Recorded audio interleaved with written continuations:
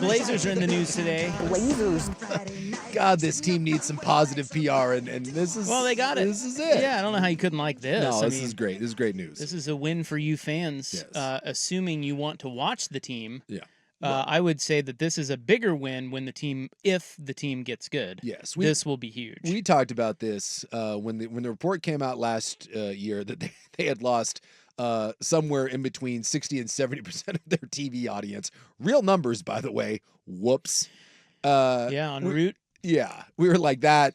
Like everyone, and the team sucked. Yeah, everyone in that front office and they knew they were gonna suck. Like going forward for the next year or two, you knew. We said on the program that day, we're like guaranteed they have a more accessible option next year. And then within like a couple weeks, I get Danny is the one that broke it. Give Danny credit, Danny Meringue of Danny and Dusty fame.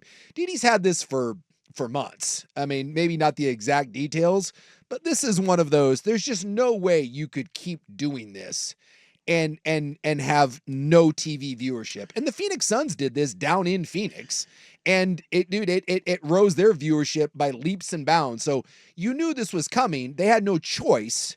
And it was just a matter of when it was announced and the details of it. And so I think it's a really, really good day to be a Blazer fan. So beginning this season, the Blazers will be over on K2. I listened to Dwayne Hankins, our president, on Danny and Dusty earlier today, and I couldn't have been more confused. There's a lot of there's going to be a lot of training that goes with this about where to find the team, and there's a lot that goes into this. But basically, what you need to know is if you have satellite, cable, or even just an antenna, you will most likely get KATU Channel 2 here in Portland or the area or whatever your Sinclair station is, wherever you live in Oregon. Basically anywhere in Oregon and Washington. That's where the Blazers games will be. Yeah. Outside of the games that are on, ESPN, which I don't think there are. There's one.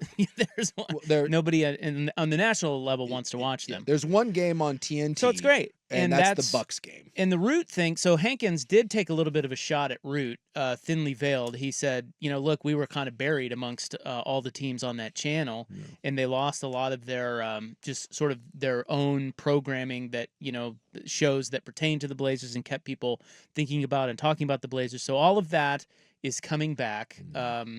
You can stream them if you don't have cable or your cord cutter. You can stream them with Blazer Vision, which will be $120 for the season or $19.99 a month beginning November 1st. And I think they said if you buy season tickets, you get that free. Yeah. And I also think they said you get 2 tickets to a game if you sign up for the season of Blazers Vision. So some incentives there.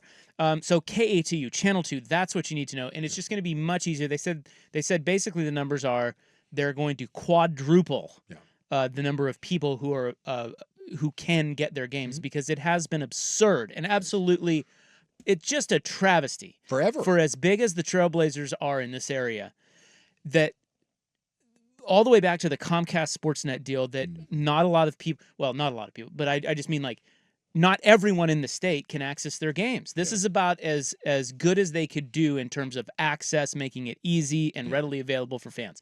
Now, they're going to suck, and we all know that. So, look, they're already going to get a bump in ratings. They know that by this move. But I think if they ever get good, this will be huge. This is a smart move to sacrifice a little money to be readily available to most fans, because the second they become relevant again, you're going to have a bunch of people looking for them, and you need to be easy to find. You need to capitalize on that. So the fact that they have somebody over there that figured that out is, I don't know, it's smart. Like you said, the Suns have already done it. I think teams are kind of figuring this out, but not all of them. No. So give credit to the Blazers for making this happen. It starts this season, and they'll be easier to watch. Yeah, because so many times you look at the amount of money that these local TV deals are worth.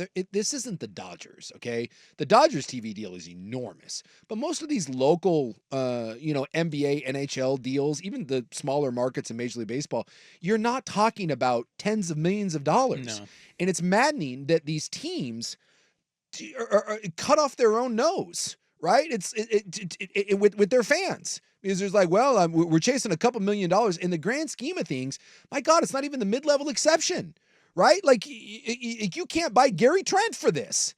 And yet they're willing to do it to screw over fans and make it hard. And here's the thing, even if you're a decent team, If you make it hard for people to find your games, guess what happens? They don't watch. Now, it's one thing if you're a juggernaut. If you're Alabama football, if you're the Dallas Cowboys, if you're the Dodgers, people will find you. The Lakers. But boy, that is and the Blazers necessarily have not been that in a long, long time. And so I'm glad that they figured it out, because the Phoenix Suns were a really good team. And their new owner came in and was like, oh my God, our TV numbers are dreadful. Like, what? Oh no, here. They even sent out HD antennas to fans that didn't have them. Their thing was, we're going to put our product in front of as many people as possible. And if you do that, you're going to drive ticket sales, you're going to drive merch, you're going to drive all of those things, and you're going to drive interest. And then hopefully one day, when you get good and you suck bad enough, you get Cooper Flag.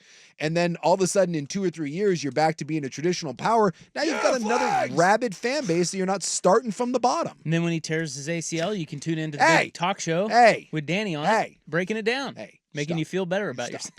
You stop.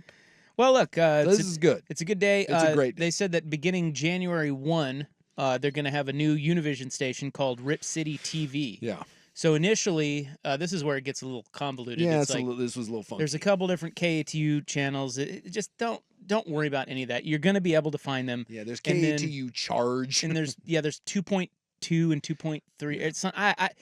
It's not even worth talking about. KATU. You're going to find it. Much more readily available.